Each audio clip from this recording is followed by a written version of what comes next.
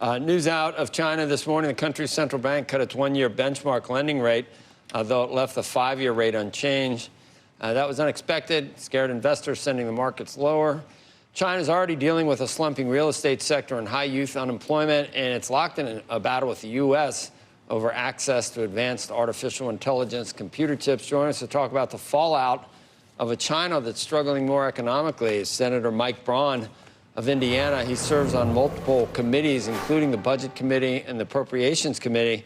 And I'll tell you, Senator, I guess I was a little bit stunned to read the Journal piece this morning about how far things have really kind of fallen in China. And I can't help but wonder what it means for us more than, I care about China. I would like their people eventually to come up to the same standard of living, maybe as the rest of the world, but they're nowhere near it, and things are going to be sharply slower in the future. I mean, the GDP there, Senator, is $12,000. So with all the gains they've made, a 25-fold increase in GDP since Deng Xiaoping, they're still only at $12,000. We're at $76,000. I thought they were going to pass us. They made a wrong turn somewhere. Well, per capita is one thing, and then your economy is another. The world GDP about 100 trillion. We're around 25 trillion. China's about 14. EU, maybe 22 or 23. That is a lot of the world's economy. You see places like India, I think, that has just eclipsed maybe Japan. But all of this with China, I think, has to do, they realized communism wasn't going to be a way to build an economy. They became state capitalists, and early on, with a little more market involved. The more you try to direct it, I think centrally, that is what they're grappling with. And I think they are savers, but they've been huge borrowers as well. And that is kind of surprising, even getting close, I think, to where Japan might be. We're headed that direction. So there's a lot of complication out there, but China picked the low-hanging fruit, and they're kind of reflexing back to their political system. I think it'll hurt them economically. Yeah, you alluded to, we're directing quite a bit in the last couple of years, are we not? Government-directed investment. So far, most people, I mean, if you hear about Bidenomics, we had Jared Bernstein on, they're saying this is just a huge success for the government directing investment. Look at the economy and the soft landing, and, we were able to raise rates and keep unemployment very, very low. I'd say be careful. He leans that way. I debated Bernie Sanders a couple of years ago on the floor about the modern economic theory, which means deficit financing, cumulative debt don't make any difference anymore. So we, by nature, have become a kind of a consumer-driven economy. They need more of that in China. But we now, through the government side of it, are borrowing. We're not financing it the tough way, which is raising fees or taxes. Heck, nobody in D.C. wants to talk about that. But when I got there 4.5 years ago, 18 trillion in debt. And now we're 32 trillion. Biden's put the only budget out there, puts us 42 trillion in debt. In 5 years, 52 and 10. Start taking the new finance cost, whether it's government or business, put 3 to 4 points more cost to debt. I asked a bunch of reporters what 1% of 30 trillion would be. None of them could come up with that big figure.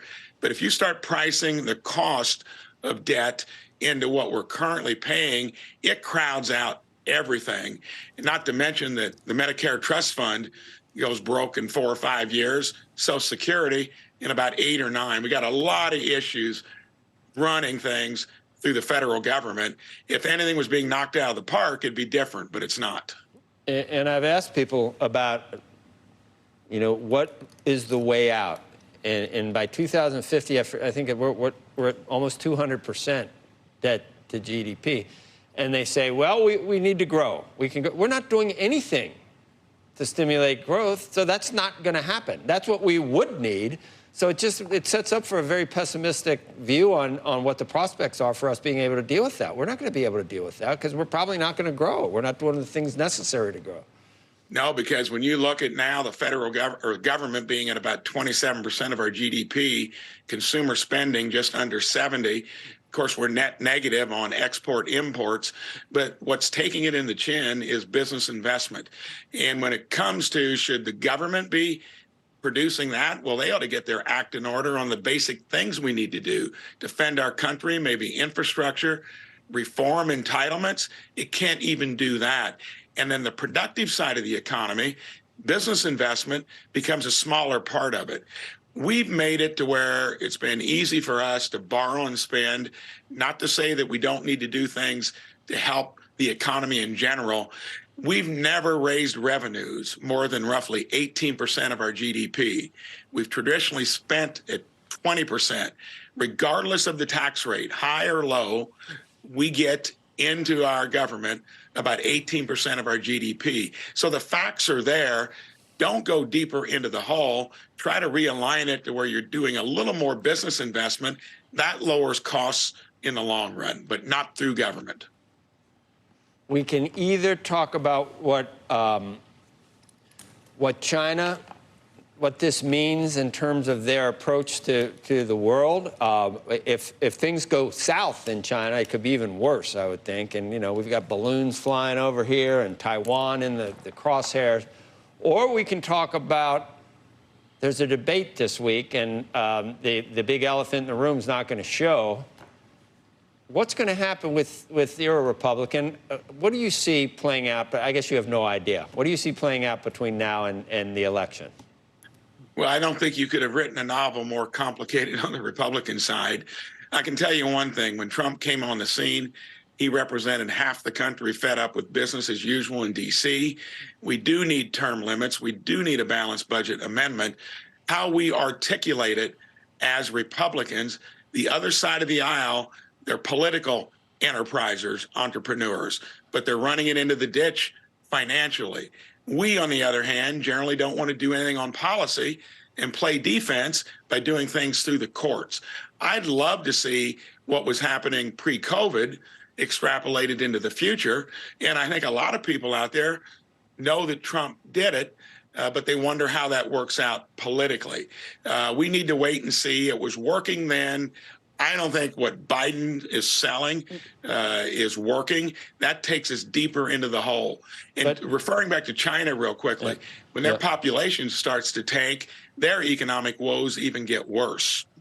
It just seems like a perfect storm for Republicans if, you know, if an individual is going to get the nomination but can't win the general. Do you think he could win the general, President Trump?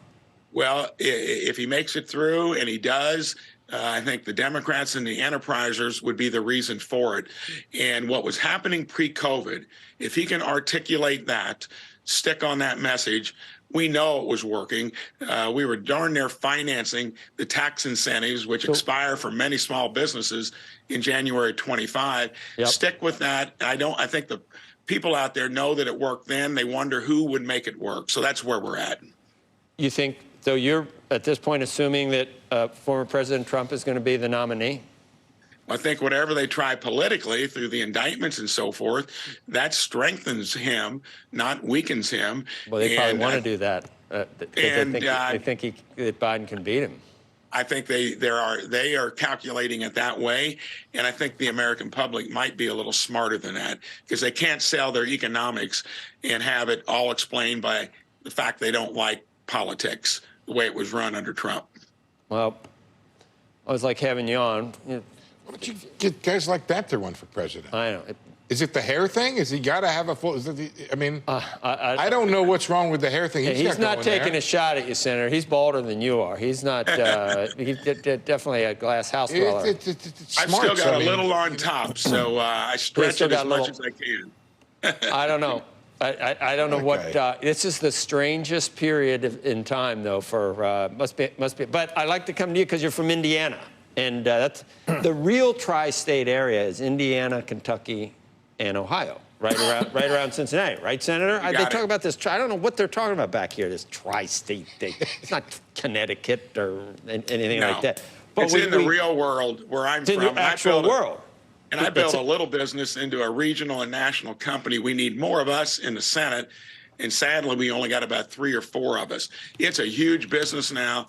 run by the seat of its pants and career politicians and look at the results. So generally, that's a depiction, and I've been able to see things fairly clearly politically, and especially in building a business.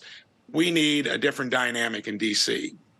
If it wasn't Donald Trump, let's say that, I don't know how many, there's like 91 counts. Let's say it's not him.